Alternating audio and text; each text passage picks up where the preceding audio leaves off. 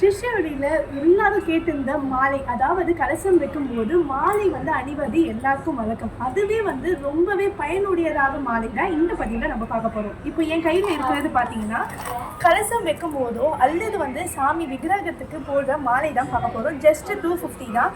மஞ்சள் மாலை எதை குறிக்குதுன்னா தேவ குரு சொல்லக்கூடிய குருவை குறிக்குது. அதுக்கப்புறமா வந்து குபேரனை குறிக்குது. ஸோ 2 பேர் ஆதிக்கமும் இதில் நிறைஞ்சிருக்கு. ஸோ குபேரன் அருள் கிடைத்தாலே வாழ்க்கையில வந்து கண்டிப்பா வந்து கோட்டீஸ்வரனா ஆகலாம். அதுக்கப்புறமா செல்வ செழிப்பா வாழலாம். பச்சை மாலை வந்து எது குறிக்குதுன்னா புதனும் அதுக்கப்புறமா பெருமாள் லக்ஷ்மி தாயாரை குறிக்குது. ஸோ வந்து எப்பவுமே வந்து லக்ஷ்மி கலாட்சம் வீட்டில் இருக்கவங்க எல்லாரும் ஆசைப்படுவீங்க. ஸோ வந்து லக்ஷ்மி கலாட்சமும் கிடைக்கும். அதுக்கப்புறமா புதன் ஆதிக்கம்னாலே செல்வ செழிப்பு உண்டாக.